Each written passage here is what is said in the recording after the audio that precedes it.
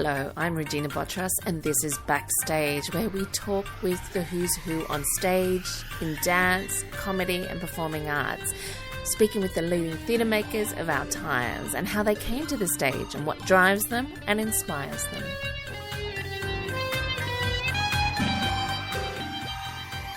Well, I'm joined by Tom Wright, who has written the play adapted from the novel by Joan Lindsay. It's Picnic at Hanging Rock, a beautiful production that has just opened for Sydney Theatre Company. Tom has worked as an actor and director at Melbourne Theatre Company, Sydney Theatre Company, Playbox, La Mama, Company B, Bell, Shakespeare. If I go on, I'm going to lose my breath. He's done so much. He's was artistic associate at Sydney Theatre Company from 2004 to 2008 and went on to be associate director of STC up until 2012. Look, if I go on anymore, I said I'm going to, run out of breath. Welcome, Tom, to Stages. Thank you. It's lovely to be on Stages. Thank you. Thank you for coming. Look, we are talking about Picnic at Hanging Rock, but before we get into this gorgeous production, I wanted to ask you, where did you start in terms of, is it adapting? Is it translating? Is it rewriting it? I mean, it's written a play by Tom Wright. What is there a word? And when did you start? Yeah, I think it's fair to say that it's adaptation, and the original production was a few years ago, the very first production. This Sydney production is a return to the script, so I'm in that privileged position as an Australian writer to see one of my plays done twice. Very rare, and I feel very honoured to have that opportunity. When I first started writing this, it was about 8 years ago, and the original idea was that we'd reached that point where Joan Lindsay's novel started to feel like it was coming into a really interesting place in time. It was getting close to 60 years old. The intersection of feminism with a lot of post-colonial talk in our society felt like it was coming to the fore, and some of the themes that were perhaps a little bit more hidden or mysterious in her novel felt like they could now be heard in a slightly different way. So yeah, I call it an adaptation of a novel. But one of the things about adapting any art form to another art form is that you do find yourself getting trapped in just being caught by the form of the original. And so I didn't want to do the disservice of the wonderful book of Joan's by just presenting the text. At a certain point, there was also the question of what does it mean for a white society, like, say, we live in largely in the Australian art scene, to be telling a story about colonisation of the land, about the way young British women were recolonised inside Australia at the time of Federation, about what the idea of country is, both in an Indigenous sense but also in a sense of Australia as a country. So a whole lot of themes came out, and I just sat down and this one, a bit like Joan Lindsay's original novel, I wrote it very quickly. It took me about a week to write. Right. And I followed her novel closely, but I didn't choose to write everything. And I guess just to finish that sort of initial observation, one of the things from the word go was I felt it really important that it was written for performers who identified as female. And so the one license I have, and this has had 30 productions around the world, this play, I always say only to be performed by women. And that's partly because I think it's partly in honour to Joan, but it's partly and also in an observation that the story is actually a story about rites of passage for young women inside Australia. And it felt appropriate to me as a writer for the theatre that this is, if you like, a voice poem for the female voice, not for the male voice. And so the male characters inside Joan Lindsay's novel in this play are played by women. All the roles are played by 5 young women. And that was I started with that position, and that's still the case today. It's such a lovely work. I wonder, did you stick strictly with the novel, or did you actually take, the film plays such a role in our history as well? Yeah, the film was made around 11 or 12 years later than the book. So, and Australia changed a great deal between 1966 when Joan was writing and 1977 when the film was being made. A whole lot changed in Australia. It was effectively a generation. But then when I was writing this, it's almost 2 or 3 generations in artistic terms since the film. In some cases, I followed the book very, very closely. The lead character, in a way, of Mrs. Appleyard, played by Olivia de Jong in this version, is her words are largely taken directly from the pages of the book.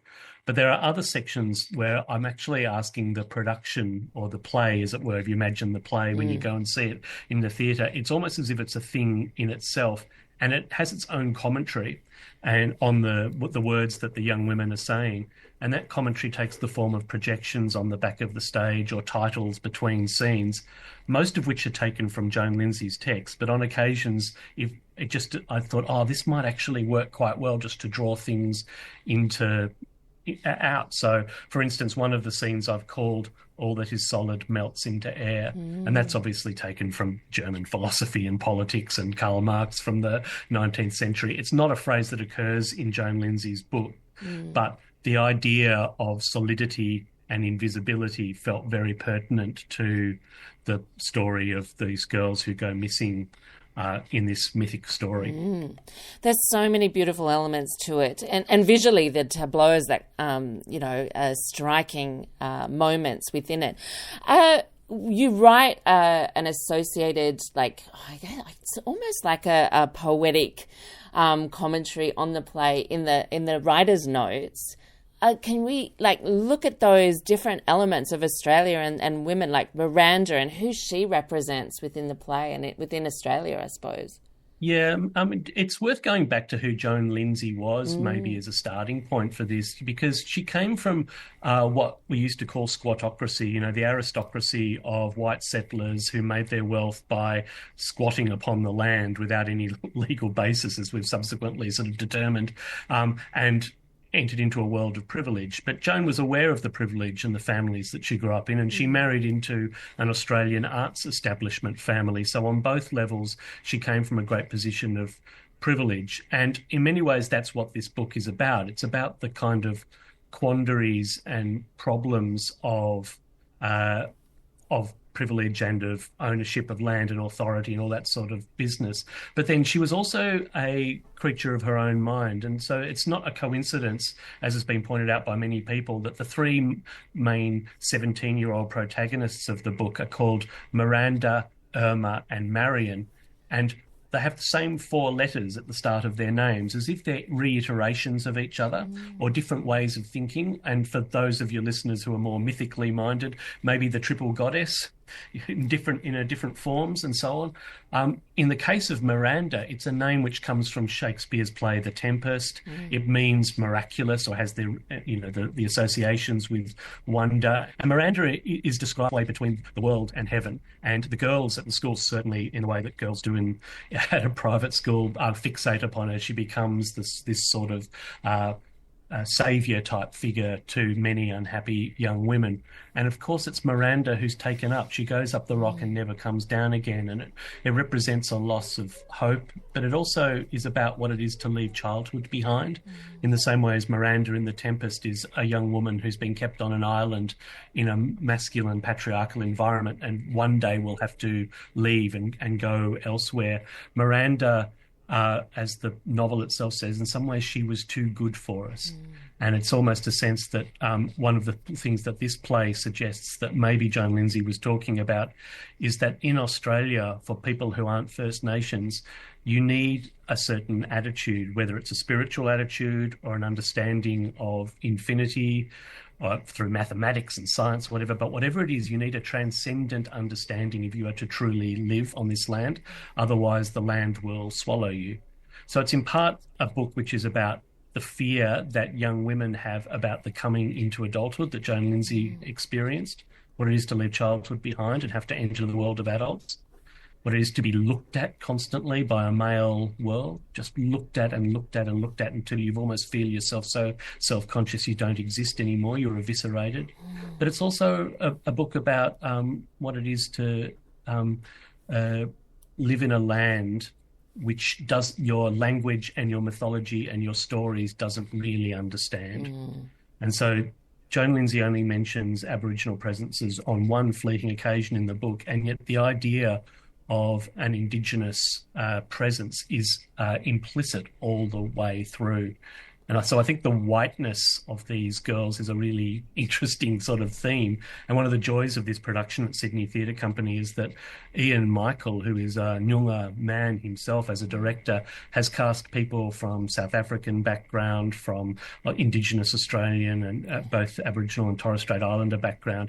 So although their characters are the emblematic whiteness of Australian womanhood, they themselves wear a different experience on their skin. And I think that's a really sophisticated reading of this set of texts for 2025. It's such a beautiful choice. And you talk a little bit about that kind of, I guess it's the invisibility of the land through the rock in that, description of what the rock signifies or symbolises in the play. Yeah, the rock is fascinating. The Judja Wurrung people of Victoria call it nganalong, but that's a word which is almost untranslatable. The rock does hang. It hangs in space. When you approach it in that part of Victoria, it can loom out of the mist. It's almost hanging in space, but it also hangs in time. I love the idea of hanging as an analogy for when something's suspended in air. It's like you've thrown a ball into the air. Instead of coming down, it just hangs there suspended in space. And that's one of the big themes in Joan Lindsay's book and in the production is the relativity of time. And it's not quite as pretentious as it sounds. It's just the simple idea is that if people have been on this land for tens of thousands of years, but if geologically the volcanoes have been erupting for millions of years, the mere blip of British colonisation is so short that it's almost as if the rock has barely noticed our existence. But the rock is also the plug of an ancient volcano, and volcanoes by definition are both things that spew new material, new rocks, new geological forms out onto the landscape. But volcanoes can also be vents back down into the substrata. So in many ways it's a geological image of the gates to hell.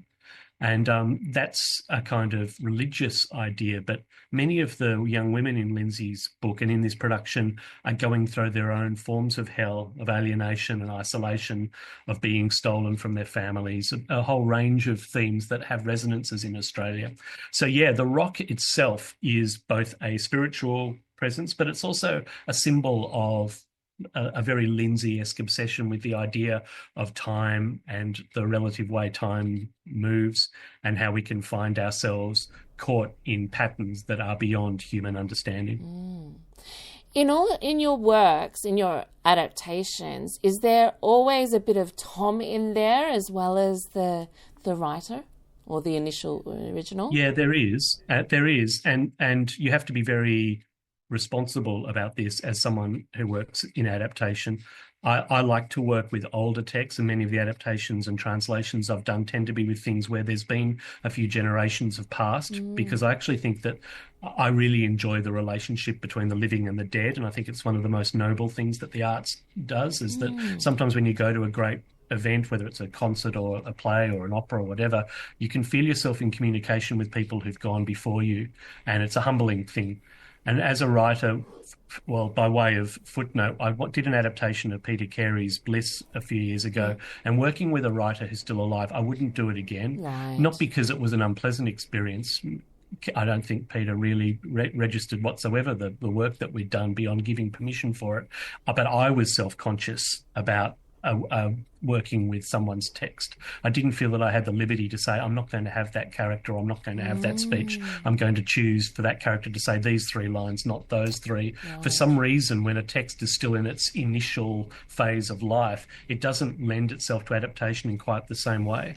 So yes, I do feel it's responsible for a writer to put themselves into a play. So I think it's the responsibility of an adapter to say, yes, here's the original story, but here also are some ways into it. And so on occasions, for instance, in this production, there's a prologue, which a character played by Contessa Trefone, the great Sydney actor, plays at the top, who just says a monologue where she talks about land and some of the things I've just been riffing on. And that's not from the book. That's me. It's almost as if it's the author or the production, as I said before, saying to the audience, here's a way to think about what you're about to see. Take it or leave it. So what, apart from working with some older texts, what attracts you to a piece of work to adapt? I really like. I respect a great deal writers who write in the isolation of their desks and their rooms. But because I grew up in the theatre, I'm collaborative by nature, and I don't write on spec. I only write for directors or for companies if they ask me to. So in this case, originally it was the director Matthew Ludden who commissioned me to do this particular piece, and Matt and I worked together. I find it very hard to write unless I know what the stage is going to look like and what the grammar and rules of a production are. So you develop that together. So for instance, in this particular adaptation of Picnic at Hanging Rock, blackouts are written into the rhythm of the way the piece works. And until I sort of understood, there's going to be true blackouts, which represent a kind of caesura, a moment of pause in the play, then that was kind of one of the ways in which I worked. So I like to write specifically for a production, and I see my adaptations as being blueprints for the real text, and the real text is what you see on stage. Now, having said that, I have a great deal of respect for people who write plays, but I don't see myself as a playwright. I'm a theatre writer, and it's a slight distinction, but a really important one.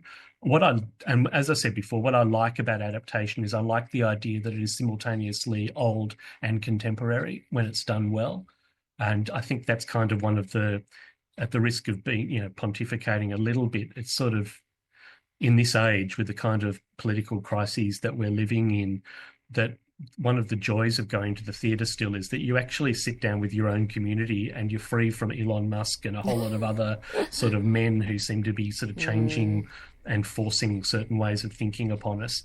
And I like the idea, not just of sitting down with my fellow Australians in a darkened room and having a bit of a dream for a while, but I also like the idea of sitting down with people who are no longer with us and contemplating their ideas. And so that's the kind of work that I've always enjoyed doing. And Picnic at Hanging Rock just proved to be a really salient piece. It's a deeply fascinating book. And because it's a mystery which has no solution, it sort of lends itself. To this day, no one really has come up with a solution to the book. It's not the kind of book like an Agatha Christie where you can say, and in the end, this is what actually happened.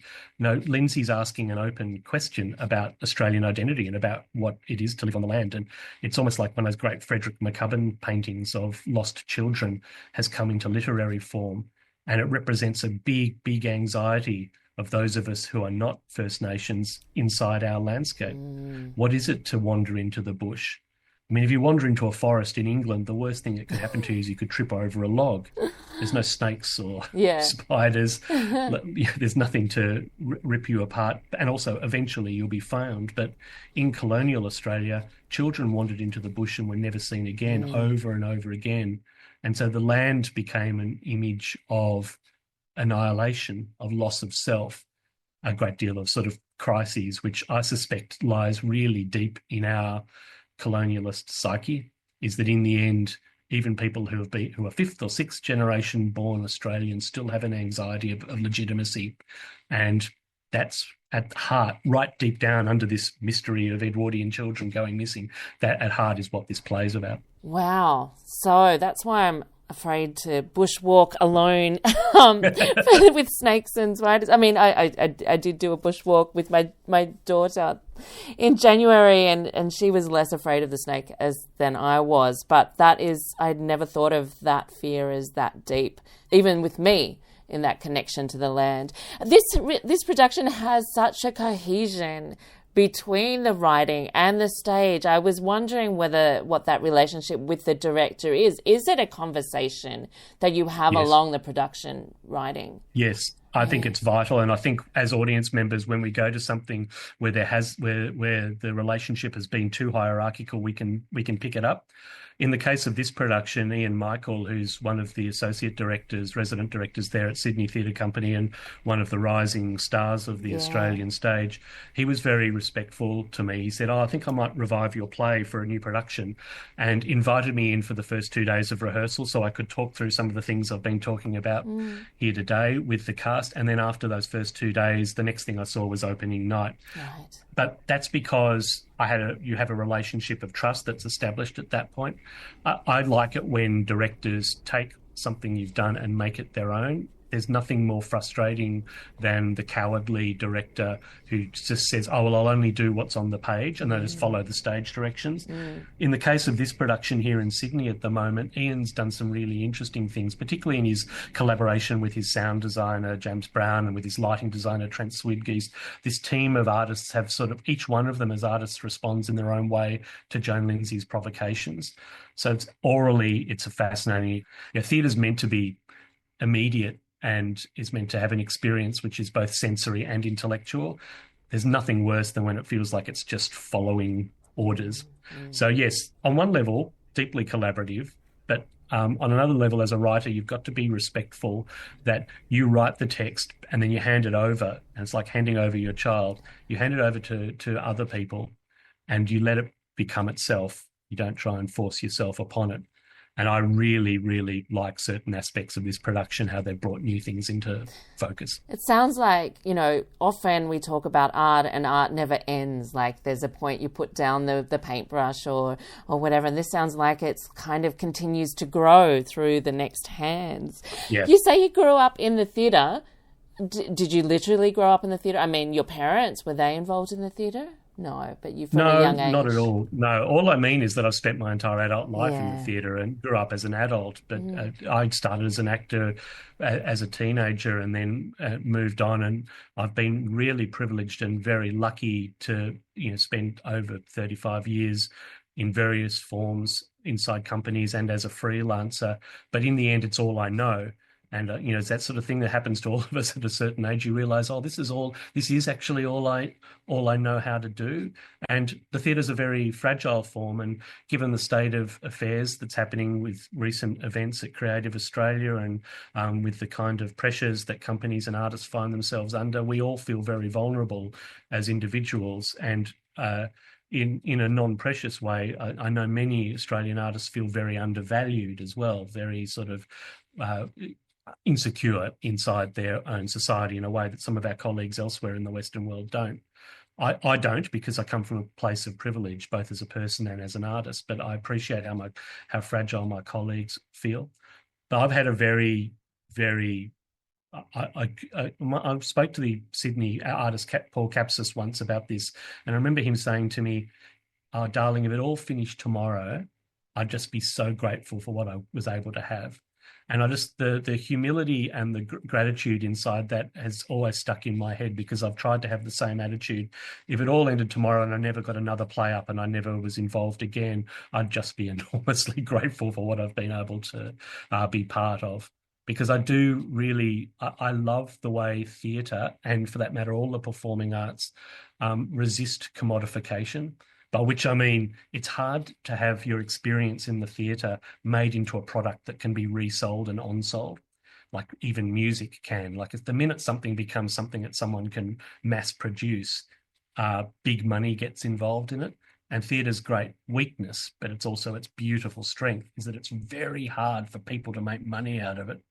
And that means that it doesn't get sort of colonised and captured in quite the same way. I still love that every time, whether I'm going to the Old Fitz or something at, Flight Path, or whether it's something at the Opera House, I still love that shared sense that, in the end, if you're not really in the room, you're not really getting it. And I did overhear an actor on the opening night suggesting they're really struggling, and it is that gig to gig. You've got to run with it. It's difficult, especially if you are really committed and driven by it. Tom, thank you so much for joining me. It's been such a pleasure to talk with you about this production. It is absolutely stunning. And it's always a pleasure to talk about theatre and anything else. Thank you. Tom Wright there, adapter of Picnic at Hanging Rock at Sydney Theatre Company on at the moment. I am inspired to go and read the novel. I am ashamed that I haven't. I have seen the film. I've seen the play. What a gorgeous production, and so many layers and depth to our country and our writing of country and our writing of self from Joan Lindsay. What a mastermind. And Tom Wright there, as I said, it's one not to miss.